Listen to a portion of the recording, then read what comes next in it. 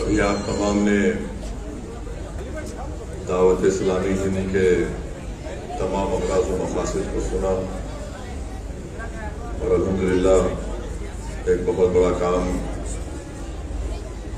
حیدرآباد میں اور وطن عزیز کے مختلف ریاست میں شہروں میں انجام دیا جا رہا ہے۔ آج فیضان امام انور اللہ شاہ فاروقی علیہ الرحمہ مدرسے کے تحت الحمدللہ 5 فارغ التحصیل حفاظ کی دستار بندی کی گئی، ان کی خودکشی کی گئی۔ میں ان کو مبارکباد دیتا ہوں۔ میں صرف 2-3 منٹ میں اپنی بات کو مکمل کر کے یہاں سے چلے جاؤں گا۔ میں سب سے پہلے تو مبارکباد دیتا ہوں، اور آج آپ کے اس مرکز کو آنے کا موقع ملا الحمدللہ۔ بڑا ہی بہترین مسجد اور یہ مرکز آپ نے تعمیر کیا۔ اللہ سبحانہ و تعالیٰ اس میں اور برکت دے۔ اللہ سبحانہ و تعالیٰ آپ کے نیک اغراض و مقاصد میں کامیابی دے۔ مجھے یہاں پر حضرت علی کرم اللہ وجہ کا وہ مشہور قول یاد آ رہا ہے کہ جس میں شیر خدا نے فرمایا کہ مال کے وارث، مال کی وراثت فرعون کی ہے اور علم کے وارث انبیاء کی ہے۔ تو علم، دولت کے خرچ کرنے سے دولت ختم ہو جاتی ہے اور علم کے بانٹنے سے علم بڑھتا ہے۔ میرے عزیز دوستوں اور بزرگوں، دین اسلام کے مدرسے اسلام کے قلعے کی طرح ہیں۔ یہ مدرسے رسول اللہ صلی اللہ علیہ وسلم کے فیضان کی ایک نشانی ہے۔ ان مدرسوں سے رسول اللہ صلی اللہ علیہ وسلم کے غلاموں کو پیدا کیا جاتا ہے۔ یہ مدرسے ہمارے لیے ایک چراغ ہیں، اور اگر کوئی ہمارے قلعے میں درار ڈالنے کی کوشش کرے گا تو ہم خاموش تماشائی بنے بیٹھے نہیں رہیں گے۔ اور علم دین اسلام کے لیے بہت ضروری ہے، اور بغیر علم کے ایک مسلمان اللہ کو بھی نہیں پہچان سکتا ہے۔ اس لیے بہت ضروری ہے کہ اس طرح کے مدرسوں کی مدد کی جائے اور ان کو اور مضبوط کیا جائے۔ ہمارے وطن عزیز میں مختلف مقامات پر مدرسوں کو ٹارگٹ بنایا جا رہا ہے۔ میں صرف اتنا ہی کہوں گا، مجھے یہاں پر محمود غزنوی کا وہ قصہ یاد آتا ہے کہ محمود غزنوی کے دل میں 3 شک پیدا ہو گئے۔ ایک شک یہ پیدا ہوا کہ کیا میں واقعی میں اپنے باپ سبکت الدین کا بیٹا ہوں۔ دوسرا، محمود غزنوی کے دل میں دوسرا شک یہ پیدا ہوا کہ کیا واقعی میں علماء انبیاء کے وارث ہیں۔ تیسرا، اس کے دل میں شک پیدا ہوا کہ کیا واقعی میں قیامت ہوگی۔ تو لکھنے والے نے لکھا کہ محمود غزنوی ایک دن رات میں کسی ایک مقام سے گزر رہا تھا۔ ایک غیر مسلم کی دکان تھی، اس میں ایک چراغ جل رہا تھا، اور اس چراغ کے روشن دان سے جو روشنی آتی تھی، ایک آگ کی طرح ایک روشنی آتی تھی۔ تو محمود غزنوی نے دیکھا کہ ایک معصوم بچہ بیٹھ کر اپنا سبق پڑھ رہا ہے، اور جب اس کو سبق یاد نہیں آتا تو وہ چراغ کی روشنی کو حاصل کرنے کے لیے چراغ دان کے قریب آتا اور اس کو دیکھتا اور پھر یاد کرتا۔ تو محمود غزنوی نے اس بچے سے پوچھا کہ تم کون ہو؟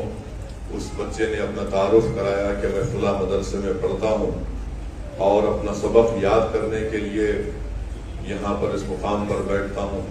تو محمود غزنوی نے اس سے پوچھا کہ کیا تمہارے پاس چراغ نہیں ہے؟ تو بچے نے کہا کہ نہیں، دن میں مدرسے میں پڑھتا ہوں اور رات میں میرے گھر میں چراغ کے لیے، تیل کے لیے پیسے نہیں ہیں۔ جب مجھے معلوم ہوا کہ اس دکان سے ایک روشنی ہے، چراغ جلتا ہے، تو میں یہاں پر آتا ہوں۔ تو محمود غزنوی نے کہا کہ بڑا متاثر ہوا اس بچے کے اخلاص سے، اس کی نیک نیتی سے۔ تو محمود غزنوی نے کہا کہ میں آج سے فلاں شخص کو یہاں پر رکھتا ہوں، وہ تم کو لینٹین دے گا، لینٹین کا انتظام کرائے گا اور تیل بھی اس میں مہیا کرا دے گا۔ تو اس بچے کی زبان سے نکلا جزاک اللہ جزاک اللہ۔ تو محمود غزنوی نے کہا کہ مجھے جو اس معصوم بچے کی زبان سے جزاک اللہ کے لفظ کو سنا تو مجھے بڑی ٹھنڈک محسوس ہوئی، سکون محسوس ہوا۔ رات میں محمود غزنوی اپنے گھر کو گئے اور جب ان کی آنکھیں بند ہوئیں تو اللہ سبحانہ و تعالیٰ نے ان کے دل کی نگاہوں کو کھولا۔ رات میں محمود غزنوی کو محمد مصطفیٰ صلی اللہ علیہ وسلم کی زیارت ہوئی اور اللہ کے رسول صلی اللہ علیہ وسلم نے فرمایا کہ محمود تم نے ہماری وارث کے لیے اس کے پڑھنے کا انتظام کیا، قیامت کے دن میں تمہاری سفارش کروں گا۔ اور بلکہ وہ لکھنے والے نے لکھا کہ اللہ کے رسول صلی اللہ علیہ وسلم نے فرمایا ان کے والد کا نام لے کر کہا ہے سعودین کے بیٹے۔ تو اس سے معلوم ہوا کہ جو مدرسوں کی مدد کرتے ہیں، جو مدرسوں میں پڑھنے والے بچوں کی مدد کرتے ہیں، اللہ سبحانہ و تعالیٰ ان کی مدد کرتا ہے۔ اس لیے میرے عزیز دوستوں اور بزرگوں، ان مدرسوں کو آباد رکھنا ہم تمام مسلمانوں کے لیے بہت ضروری ہے۔ یہ اسلام کا خلا ہے، یہ چراغ انشاءاللہ تعالیٰ صبح قیامت تک روشن اور آباد رہیں گے۔ اسی لیے مشکات شریف کی حدیث میں اللہ کے رسول صلی اللہ علیہ وسلم نے فرمایا کہ ایسے لوگ بھی ہوں گے جو بغیر حساب اور کتاب کے، بغیر عذاب اور بغیر حساب اور کتاب کے جنت کے دروازے تک پہنچ جائیں گے۔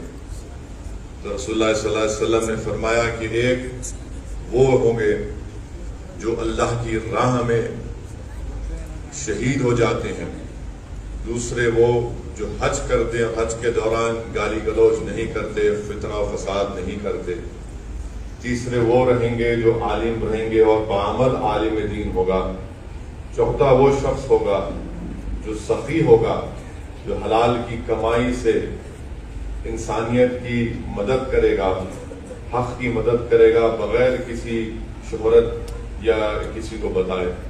تو جب ان چار لوگوں کو جنت کے دروازے پر بغیر کسی حساب کتاب کے پہنچا دیا جائے گا تو ان چاروں میں بحث ہوگی کہ سب سے پہلے جنت میں کون جائے گا۔ اللہ سبحانہ و تعالیٰ حضرت جبریل امی کو بھیجائے گا کہ آپ جا کر اس کا فیصلہ کرو۔